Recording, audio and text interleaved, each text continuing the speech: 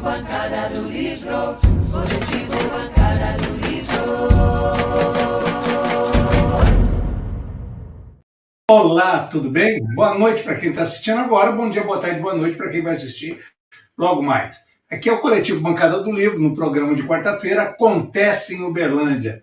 Todo está o amigo Silas. Silas, boa tarde, seja bem-vindo. Boa tarde, bom dia, boa noite, né, Silas? Tudo bem? Boa noite, Raul, e boa tarde, bom dia para quem nos vê em outros horários, né? É sempre um prazer estar aqui com você. Vamos lá, vamos conversar sobre as novidades da semana.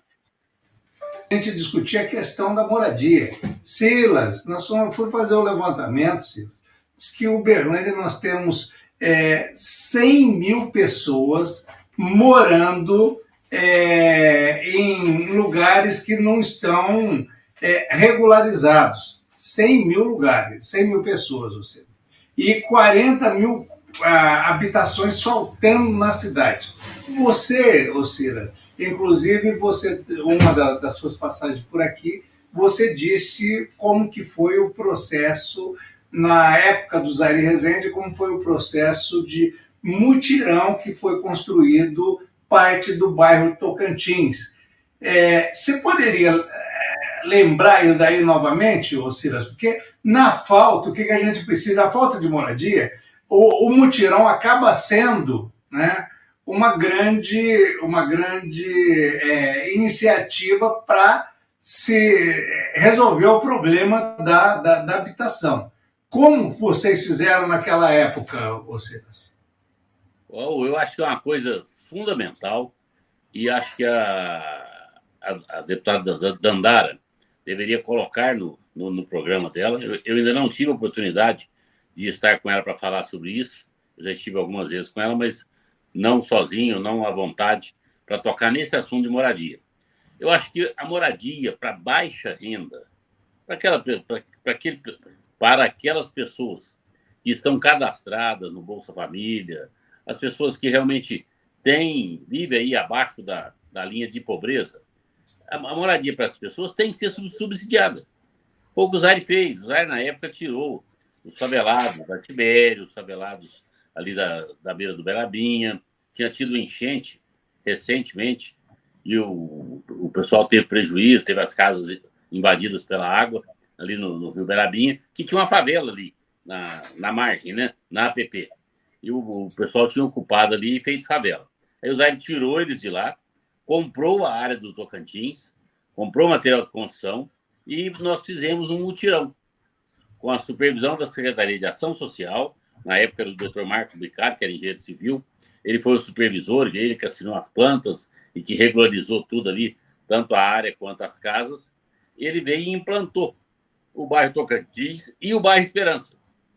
Foram 2 bairros feitos em Uberlândia, praticamente subsidiados 100%. Hoje eu não sei nem se a prefeitura teria condição de subsidiar esse tanto.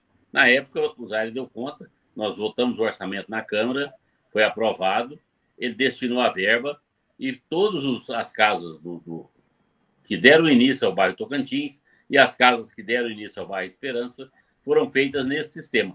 O Zaire financiou por 5 anos, assim, 10% do salário mínimo. Então, a pessoa pagaria hoje aí R$ 140 durante 5 anos, durante 60 meses. Então, foi uma prestação muito baixa, a casa praticamente de graça, e a pessoa não podia vender durante 10 anos, porque senão aquilo ia virar negócio, né? Ele ganhava da prefeitura e depois faturava em cima disso, vendia e voltava para a favela. Então, nós pusemos 10 anos que era proibido vender. E deu muito certo, está lá hoje o bairro Tocantins, está lá hoje o bairro Esperança, os bairros hoje cresceram, o Tocantins hoje virou uma cidade, né? Então, foi muito bom. Primeiramente, o vereador Egino, em rápidas pinceladas, eu gostaria que você respondesse essa questão. Quem que é Egino Marcos da Mata Oliveira? Seja bem-vindo. Obrigado, Raulzão. Boa noite, né? Boa noite, Silas. Obrigado pelo convite. Então, eu sou advogado popular, eu nasci em São Paulo, quando eu vim para Uberlândia, final de 1991, eu fui trabalhar lá no Joy Jack como atendente, consegui trocar estudo em troca de trabalho. Aí fui em 92, fui morar numa pastoral, numa república onde tinha agentes pastorais, que era o Tião Elias, que foi da Fundasus, Marcelo Rezende, que está em Cuba hoje, e lá era muito frequentado pelo Frei Rodrigo e pelo Padre Baltazar, e eu acabei me encantando com os franciscanos e decidi fazer direito para acompanhar a luta pela terra na região. Primeiro era mais rural, né, na região, MST e outros movimentos rurais, depois urbano, e me formei até hoje, me dedico a isso, a defesa possessória de quem luta por moradia e reforma agrária, e também montei uma empresa que faz regularização fundiária urbana, que foi uma evolução, uma necessidade para conseguir dar conta do trabalho, e estou vereadora há 1 ano e meio, mais ou menos, 1 ano e 4 meses, 1 ano e 5 meses, em que eu fui candidato à última eleição, fui o 7º mais votado, mas o PT veio só 1, eu fiquei como suplente da Dandara, a Dandara foi eleita, e eu estou como vereador agora, e priorizando a luta pela moradia e regularização fundiária. Então, esse acho que é o resumo de quem é Higino. Você só esqueceu de dizer que você foi delegado. Olha, tem isso também.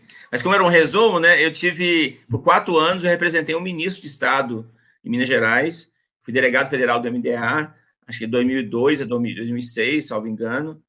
Eu tive a oportunidade de rodar o Brasil, o Minas Gerais inteiro, conhecendo a agricultura familiar, as cooperativas, entender um pouco da lógica que vai desde o acesso à terra, mas passando pelo financiamento do Pronaf e outros financiamentos, assistência técnica, também a comercialização, a importância do Sindicato de Trabalhadores Rurais, da Emater. Então, eu tive uma alegria de poder conhecer também como é que é a realidade da reforma agrária e da agricultura familiar, sendo agente público, né? Que é o mesmo Higino, mas quando você está do lado da mesa do governo, você tem um tipo de comportamento, você tem os seus limites, e quando você está representando movimentos, é outro limite. Então, obrigado por lembrar que eu tive esse período também no governo federal. Ô, Higino, se me permite chamá-lo assim, Higino, Claro. eu e o Silas estávamos aqui discutindo, né, que alguns dados, né, que você mesmo me passou, né, por exemplo, que aqui em Uberlândia nós temos 40 mil, déficit habitacional de 40 mil, né, e 100 mil pessoas vivem em imóveis não regulamentados. Então, eu começaria com uma pergunta para você fazer a explanação. Quais são os fatores históricos e socioeconômicos que levaram Uberlândia a essa situação de déficit habitacional, certo? E também quais são as áreas irregulares em Uberlândia? Seriam essas 2 primeiras perguntas para aquecer aqui, que tem muita pergunta. Tem pergunta gravada,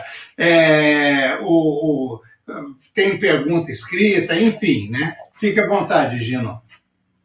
Então, primeiro eu vou tentar apresentar de onde eu tirei esse número de 100 mil pessoas em áreas irregulares. Então, o que a gente chama de área irregular é aquela que ou não tem energia elétrica regular, ou não tem água, ou não tem esgoto, ou não tem asfalto, ou não tem documento.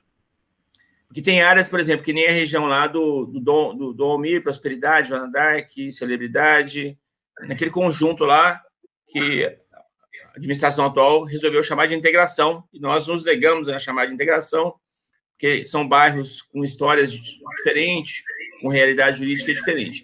Mas naquela região, ninguém tem matrícula, ninguém tem escritura do imóvel. São em torno de 6 mil pessoas, mas já tem 6 mil famílias. 6 mil famílias vezes 5 dá umas 30 mil pessoas. Só daquela região ali em cima, que a gente chama de integração. Mas ela tem energia regular, tem esgoto, tem água, tem asfalto, tem tudo. Inclusive, grande parte disso foi o governo Gilmar que colocou. Então, além desses lugares, você tem o Glória, que só tem energia elétrica e ligando água agora. São mais 2.200 famílias. Aí você tem o Maná, mais 1.200 famílias, que não tem nenhuma dessas características, né? Nem energia, nem água, nem esgoto, nem documento, nem nada. Aí você tem o Fidel Castro, mais 1.000 famílias. Irmã Dulce, mais 1.000 famílias. Você tem na região do Morada Nova lá umas 1.500 famílias que moram em áreas institucionais ou próximo de área verde, então mais 1.500 famílias. Você tem no Renovação, mais 800 famílias. Então, você vai pegando esses bairros irregulares, mais os distritos, mais áreas, famílias que estão em áreas que era da antiga Encop, né? Hoje é EMAN, né? Também que não tem documento de direito, parte do Minas Gerais. Você tem facilmente 100 mil pessoas que vivem nessas situações. Essa realidade ela não diferencia muito do Brasil. Dados do Ministério da Cidade dizem que 50% dos imóveis urbanos do Brasil possuem algum tipo de irregularidade. Então, você pega São Paulo também, 15%, 20%. Belo Horizonte também é isso. Existem cidades inteiras em Minas Gerais que nem os prédios públicos têm documentos. Na Amazônia também. Em Brasília, todo mundo conhece lá. Você tem, tirando o plano piloto, lá você tem várias ocupações históricas, feitas inclusive por ricos, com mansões. Então, assim, essa realidade de irregularidade, ela é do Brasil todo, e eu penso que a história do Brasil explica um pouco, né?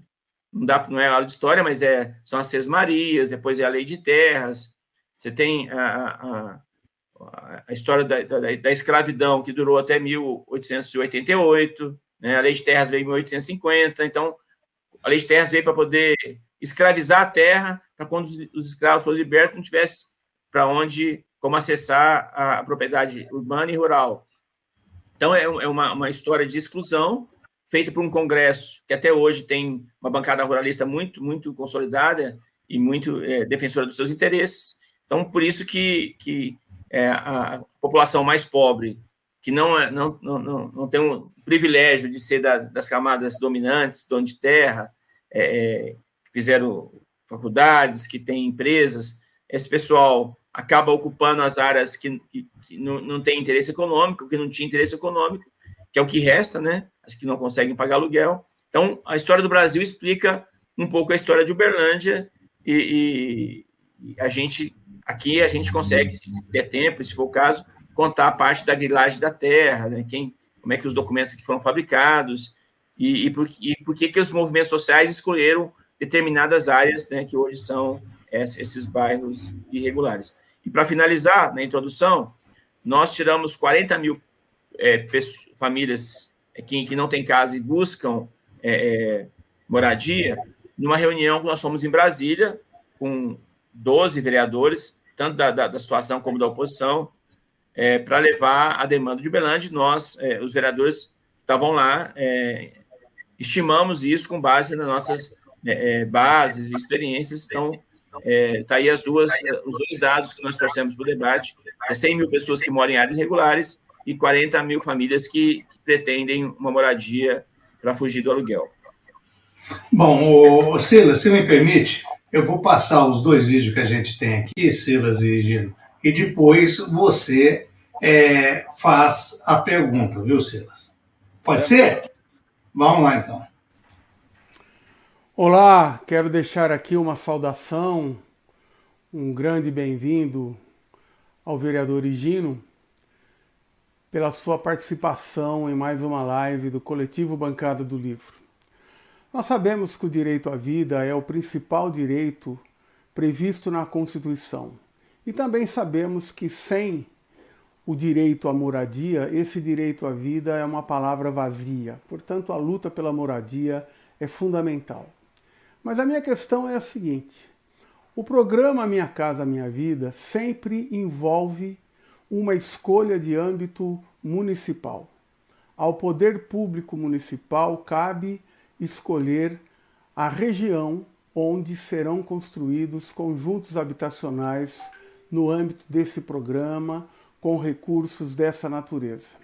Eu entendo que a gestão petista passada, à frente da qual esteve Gilmar Machado, cometeu um erro muito grave. Essa gestão não rompeu com a lógica da especulação imobiliária. Antes disso, o que ela fez foi dar continuidade. Os residenciais Pequias e Hebron mostram isso. Nas bordas da cidade eles foram construídos.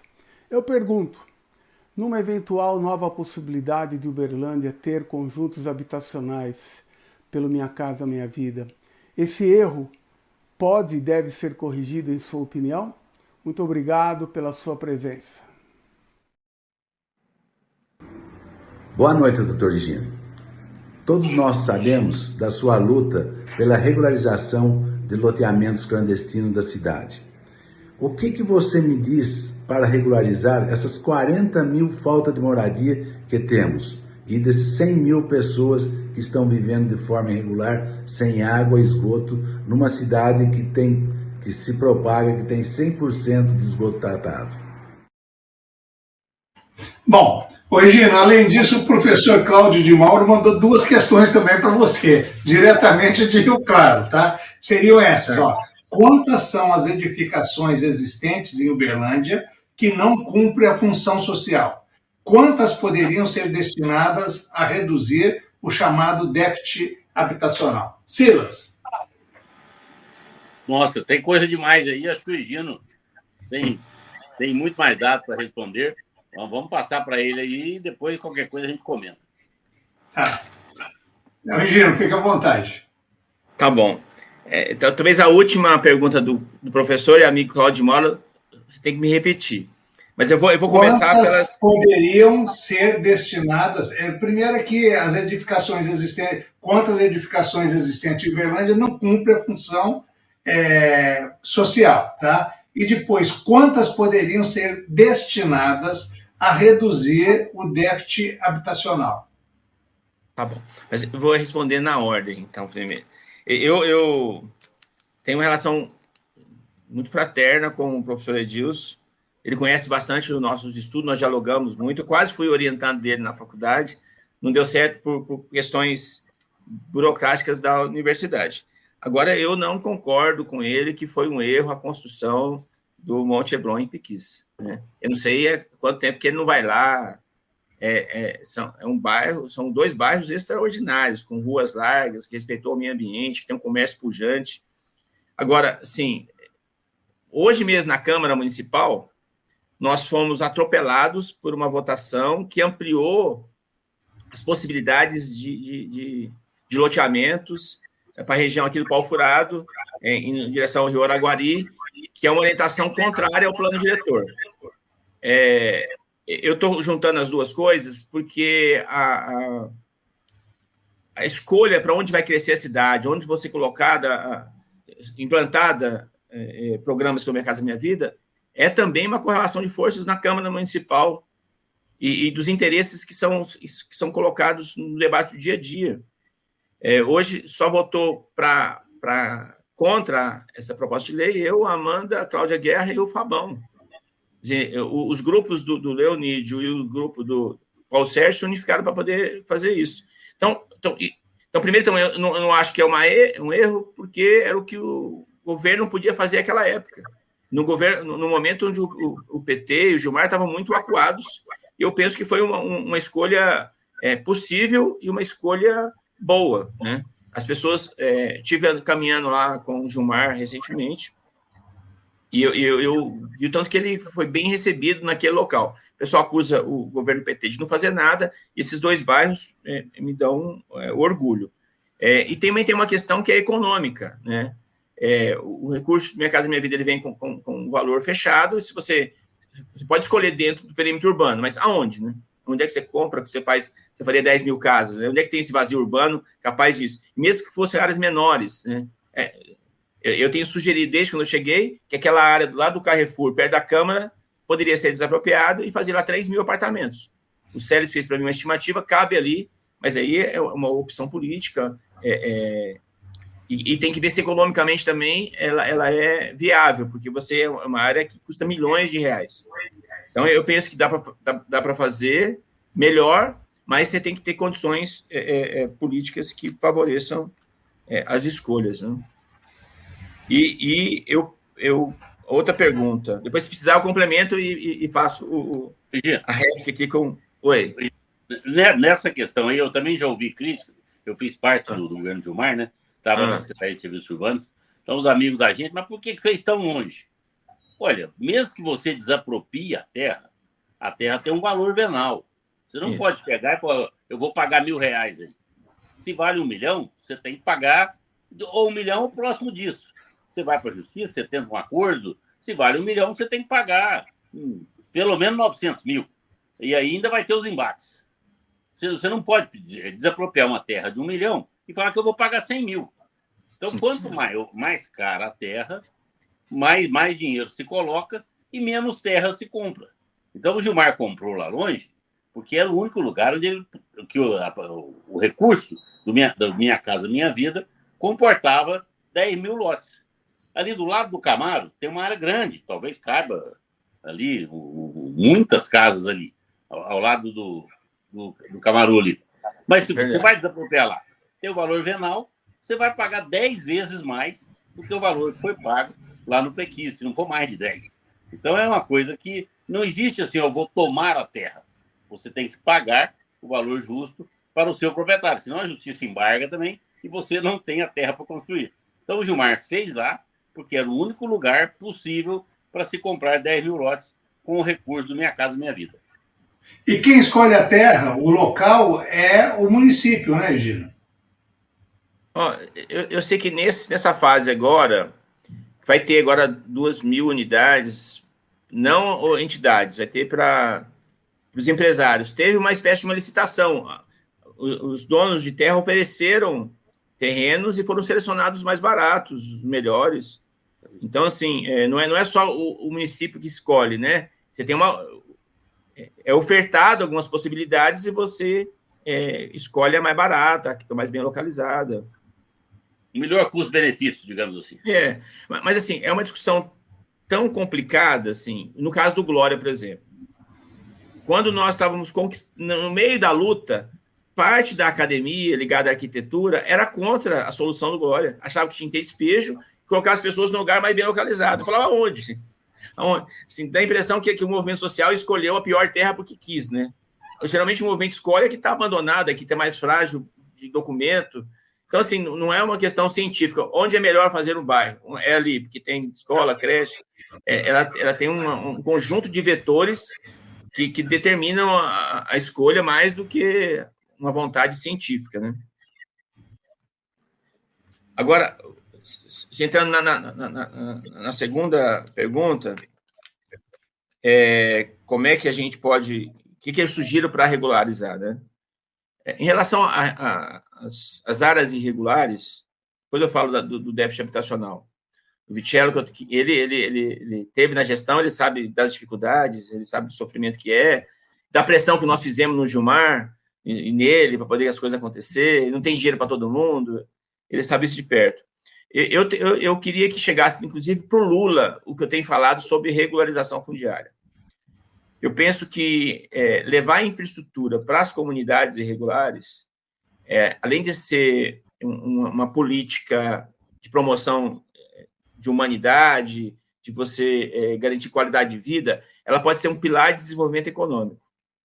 Se você tem aí 20% do Brasil irregular e você facilitar financiamentos para isso e também cobrar dos beneficiários pela infraestrutura, você pode criar um espaço de criação de empregos gigantesco. Missão em Uberlândia, se você fosse já o ano que vem começar a fazer lá o escoamento da água pluvial lá no Glória, é urgente. Você começar a levar lá o esgoto para o Maná e para o Santa Clara, energia elétrica, isso vai gerar em renda, vai gerar imposto. E eu sou da linha que quase todo mundo pode pagar pela regularização, mesmo quem mora no Santa Clara, que é um bairro pobre. Nem que fosse R$100 por mês, R$150. Então, como você tem um conjunto de 25 mil, 30 mil famílias, isso pode ir para um fundo municipal que pode ser das fontes de financiamento, e com aporte do governo federal, do BNDES, isso pode virar aí um mecanismo de regularização e geração de emprego e renda. E numa perspectiva de você criar cozinhas comunitárias nesses lugares, fortalecendo o diálogo com a população, você conversando como é que está o transporte público, como é que está creche, você pode utilizar essa alavanca de desenvolvimento para levar qualidade de vida, mas também para gerar emprego e dialogar políticas de um modo amplo com a comunidade. O déficit habitacional ele é um desafio permanente, essas 40 mil pessoas. Eu penso que parte dessa demanda está nas ocupações, que tem gente que está lá no Irmanduce, ou está no Fidel Castro, que faz o cadastro também, porque ele não está satisfeito lá, porque não tem acaba água, corta energia. Então, eu penso que se resolver isso, vai diminuir um pouco a fila das pessoas que estão à busca de moradia, e junto com o Poder Municipal, e dentro de uma lógica do plano diretor, você ir criando bairros menores do que foi lá no Pequeno Monte Bom. Isso eu penso que pode melhorar. Eu acho que se encontrar espaços urbanos para 100 casas, 150, é mais fácil do que você fazer bairros grandes como foram feitos. E, além disso, você tem áreas aqui do governo federal que podem servir para moradia. Uma é a Casem, que nós indicamos, já está servindo já a movimentos que vão fazer construção de 600 apartamentos, mas cabe muito mais do que isso. E você tem áreas ali perto do aeroporto, que é do governo federal, que elas podem ser destinadas também à moradia, e tem outras áreas na cidade, que eram da Mogiana ou de outros órgãos, que podem ser, para mim, destinadas para moradia, que nós estamos brigando por isso e a gente espera que aconteça. Então, tem outras possibilidades também, mas que já foram tentadas em alguns lugares, que deram certo, deram errado, que seria um aluguel social, tentar regular preços de aluguel. Eu penso que o governo precisa discutir com os movimentos outras alternativas que não seja só a construção de moradia. E os instrumentos do próprio Estado da cidade, né? O IPTU progressivo, você tem outros instrumentos que você pode garantir que, se a pessoa não lotear, ela pode ser desapropriada por valores mais baratos. Pode ser até... o próprio IPTU vai garantir que essa área seja destinada à moradia sem pagar o valor de mercado necessariamente.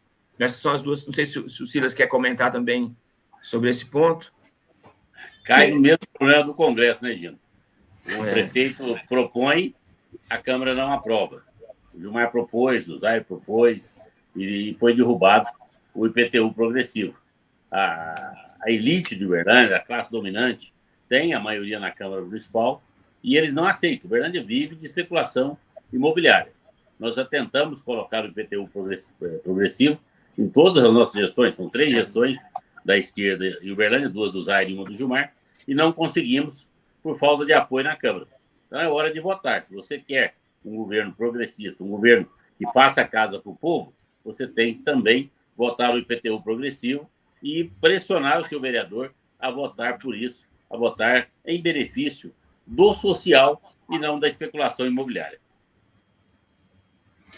E a última questão, Gino, do Cláudio de Mauro. Quantas são as edificações existentes em Uberlândia que não cumprem a função social, né? E quantas poderiam ser destinadas a reduzir o chamado déficit habitacional? Tá, mas antes de responder, não é só o IPTU progressivo que a gente não consegue aprovar, a gente não consegue nem renovar a planta de imóveis. Hoje tem bairros de classe alta ali, perto do shopping park, que pagam o mesmo valor, a mesma planta. Então, 1 metro quadrado ali, para quem é rico é super baixo, para quem é pobre tem que pagar muito. Você não consegue... A receita de IPTU é menos da metade do que o Uberaba cobra. Então, assim, nós temos dificuldade de fazer esse diálogo com a população e talvez deve vincular isso ao passe livre. O povo tem que entender que não existe um Estado forte que consiga garantir dignidade para a população se não cobrar imposto, não tem jeito. E quem tem patrimônio precisa pagar um pouquinho. Eu acho que o IPTU é um dos...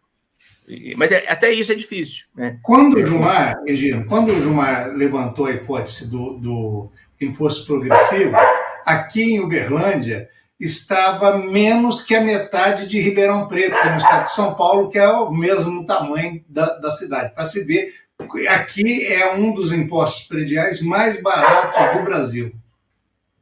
Mas só para quem está assistindo a gente entender, IPTU progressivo você aplicaria em algumas áreas específicas, que nem aquela área ali que está perto entre o Canaã e a saída ali é para o Prata ali. Você tem um espaço gigante, que é da empresa Planalto, ali, da Igreja Planalto. Então, você, naquela área, você assim, em um ano, se você não construir, você vai pagar 2% de IPTU, em 2, 4, em 3, 6. Você força grandes glebas urbanas serem loteadas. Esse IPTU progressivo nós não conseguimos aplicar. Só em uma área no setor aqui do pau furado. Então, esse é IPTU progressivo. Outra discussão é de IPTU mesmo.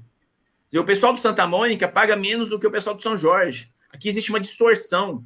Assim, você tem uma planta antiga onde você beneficia quem está morando há mais tempo, que é a classe média, você vai cobrando mais dos pobres. Né? Então, o condomínio de Barcelona, às vezes, paga o mesmo valor do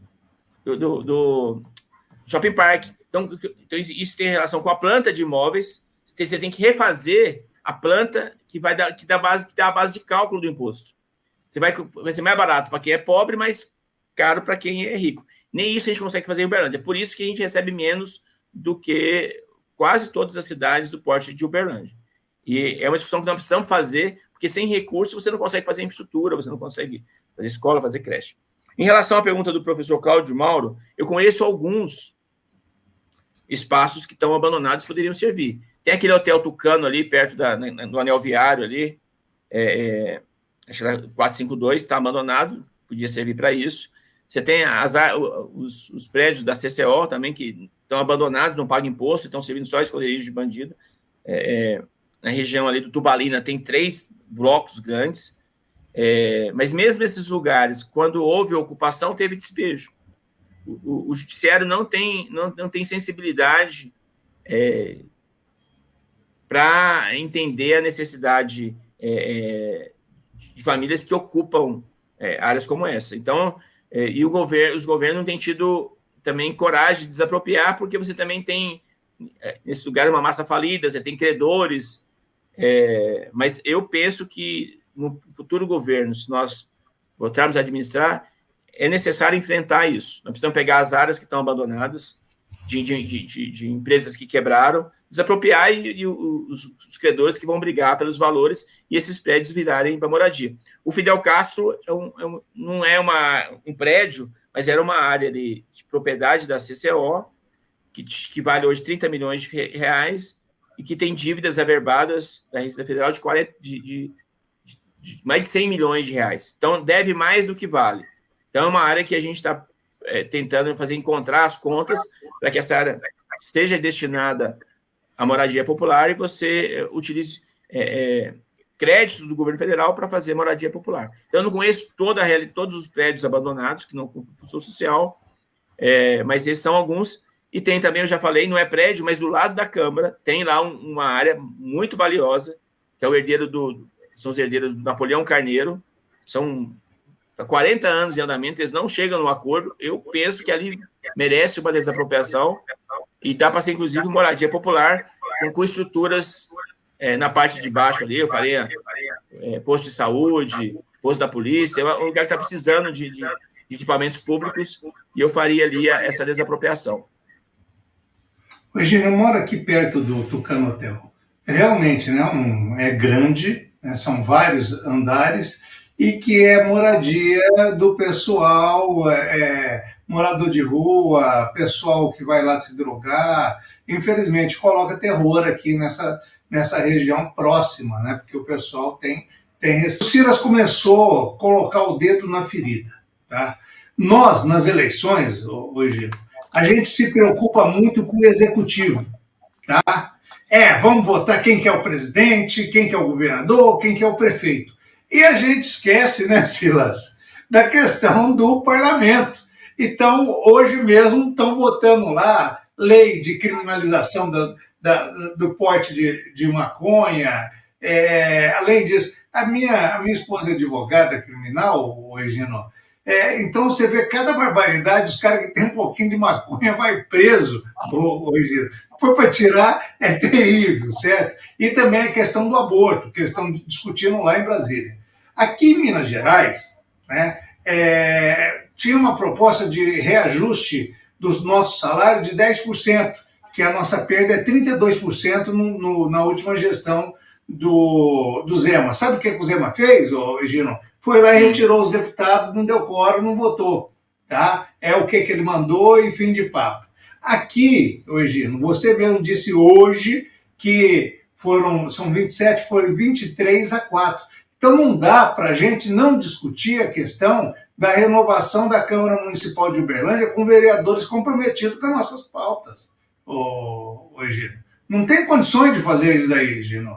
Então, é um alerta que a gente está fazendo aqui do coletivo, né, Silas? Já faz um bom tempo, né? Que a gente tem que saber escolher também os vereadores. Não adianta só ficar na questão do executivo. O embate, sim, tem o embate do executivo. Só que quem vota as leis são os vereadores. Então, eu gostaria de saber a sua opinião sobre isso daí, Gino. Então, eu estou muito preocupado com o que está acontecendo no mundo, né? Não é só em Uberlândia, no Brasil. Você vê lá o parlamento europeu, a extrema-direita tomando conta, e sempre com esse discurso da não política, né? De que a política ela suja as mãos e tem que vir uma pessoa... E aí você vê o Milei na Argentina, você vê que no Brasil essa discussão, esse debate de pautas de costume, eles substituem essas discussões por todas as questões do dia a dia, de água, de esgoto. Estamos falando de coisas muito concretas, isso fica em segundo plano, né? Então, as pessoas rotulam, aquela pessoa lá é a favor da saidinha, então ela não presta. Então, eu estou muito preocupado com isso. E eu penso que, para fugir um pouco disso, é trazer ao debate o que é quase que físico mesmo. Em Uberlândia não está difícil. Assim, quem dentro da Câmara Municipal está interessado mesmo com a carência de moradia? Quem na Câmara Municipal está preocupado com o aumento do salário dos servidores públicos? É muito pouco. Eu penso que nós temos um papel, eu acho que quem tem espaços no YouTube igual vocês, no Facebook, é ajudar a esclarecer como é que funcionam as eleições proporcionais, né? Eu acho que tem que ficar cada vez mais claro quem pensa que o grupo do Odelmo sabe administrar, tem que escolher um vereador ligado a eles. Quem pensa que o Leonídio, que é o melhor administrador, tem que arrumar vereadores ligados a ele. E quem achar agora, da área pré-candidata, quem achar, tem que achar identificado com eles. Eu acho que se a gente conseguisse aumentar a bancada de esquerda com base nesse critério, nós já pararíamos de hoje. Do PT só tem um, né? Pelo menos para 3, 4, 5. Né? Eu penso que núcleos do PDT, do PMDB também poderiam crescer se a gente ajudasse a população a entender que quando você vota nenhum vereador daquele grupo, você vai eleger os mais votados. E nós estamos nesse desafio. Hoje nós estamos só no PT. Tem o PT, o PCdoB, PT, o PV e o PCdoB. Né? Nós temos 28 pré-candidatos. Nós hoje temos... Tá eu e o Fabão. Nós precisamos ampliar, né? Chegar nos 4 ou 5 para a gente conseguir. E manter os outros vereadores também que fazem um combate também todo dia lá na Câmara. Só que eu não tenho a receita. Porque, assim, eu tenho trabalhado de domingo a domingo, é só olhar minhas redes sociais, quase todos os bairros, em todas as regiões, mas eu não tenho uma boa rede social. Tem gente que faz muito menos e tem muito mais views, muito mais likes, né? Então, é um desafio saber como é que a gente comunica com as pessoas e faz as pessoas entender quem é que defende a democracia, quem é que defende um Estado para os mais pobres. Mas eu não tenho a receita. Eu quero aprender para ver como é que a gente faz para a gente aumentar as bancadas, tanto municipais como estaduais e federais. Tomara que a Dandara tenha um pouco dessa receita, né? Ela ganhou bem para deputada, tanto a vereadora quanto para a deputada federal. Parece que ela lida bem com redes sociais. Eu também tenho muita dificuldade com rede social. Agora, nós precisamos mostrar para a população o que a gente quer. Nós queremos um governo que faça para quem realmente precisa. Porque essa é a tese da esquerda. Nós queremos um governo que volte as suas ações para quem tem necessidade. Olha, nós precisamos de 100 mil casas em Uberlândia, 40 mil casas pelo menos. Então vamos buscar. Se não der para fazer 40, vamos fazer pelo menos 10. Nos últimos 8 anos não foi feito nenhuma. esse governo não priorizou casa. O governo federal não fez casa, porque era do lado deles. Teve 4 anos do Bolsonaro aí, teve 2 anos do Temer, que é exatamente o lado do prefeito que está aí. Então, o governo federal não priorizou, o governo estadual com o Zema, que é do lado deles, também não priorizou, e o Odel não fez a menor questão de fazer casa, de legalizar, de colocar o DEMAI a serviço desses loteamentos aí, essas invasões, esses acampamentos que você citou. Eu lembro que na época o Zaire colocou o DEMAI a serviço. O Joana Dark tinha acabado de ser invadido lá, e apareceu do dia para a noite, e o Zaire colocou o DEMAI lá e levou a água para lá. Então nós precisamos fazer isso. O Gilmar foi e levou asfalto. Então nós precisamos colocar a prefeitura a serviço dessas comunidades que precisam. Então isso aí é que nós temos que ver e escolher aí o prefeito e escolher um vereador para apoiar esse prefeito, porque não adianta o prefeito sozinho, para fazer essas obras.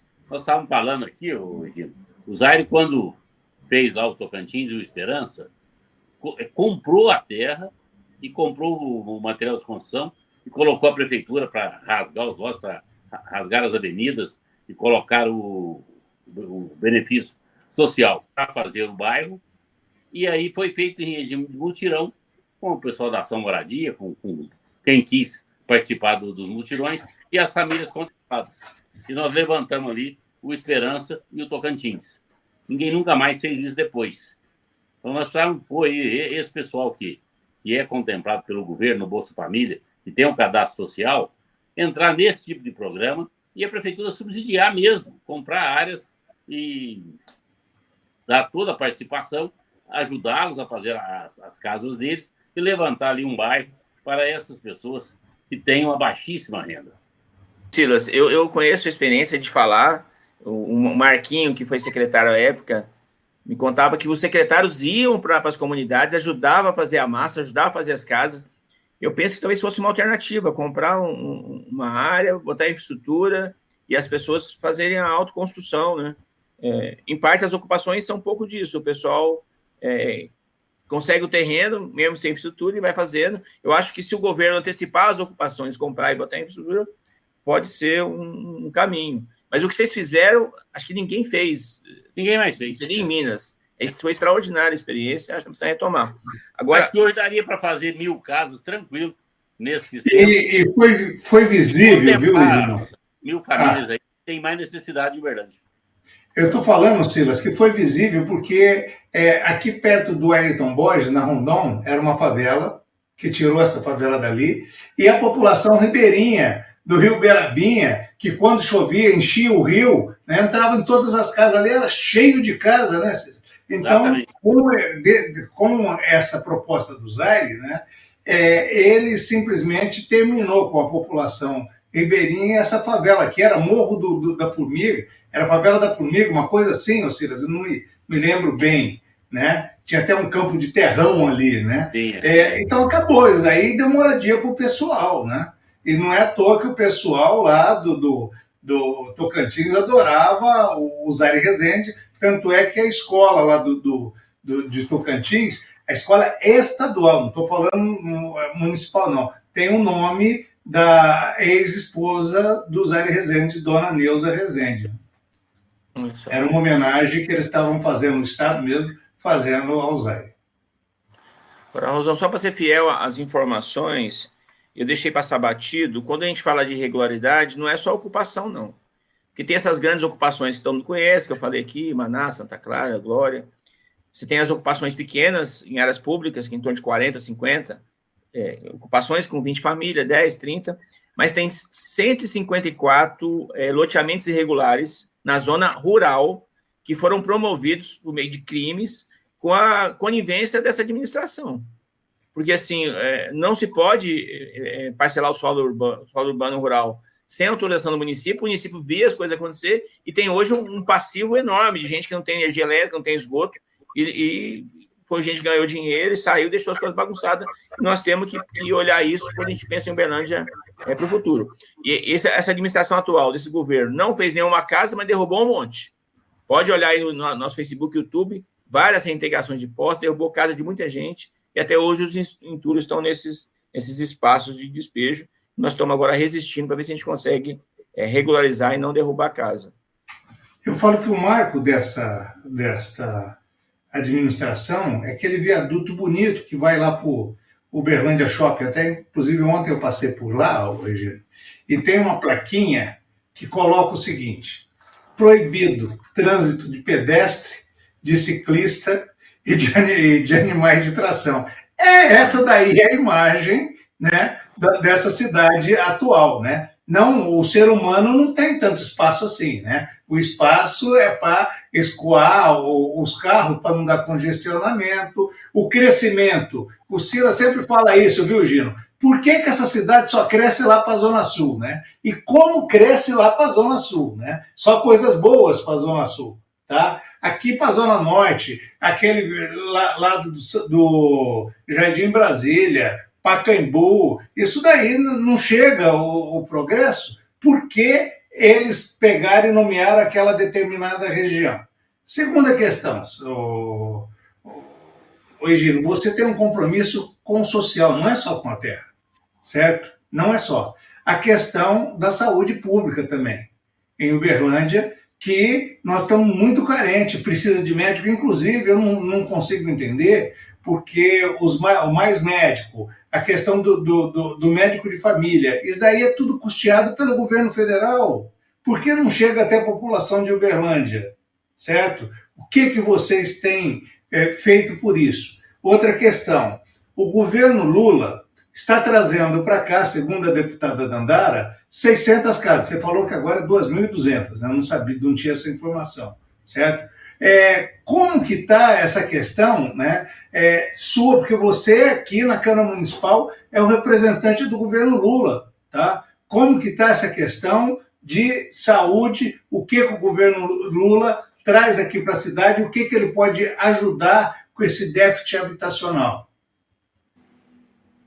Então, assim, é impressionante como esse governo está aí, consegue transformar o caos numa boa gestão e conseguir transformar o governo do Gilmar, que fez 10 mil casas, 14 escolas, regularizou lá, asfaltou no Dom Almir Prosperidade, que zerou o déficit de 0 a 5 anos de idade. O governo que o Gilmar fez para a população, um dos melhores, fez as casas do Pequis e Monte Hebron numa administração ruim, que ficou no imaginário, sem ser verdade.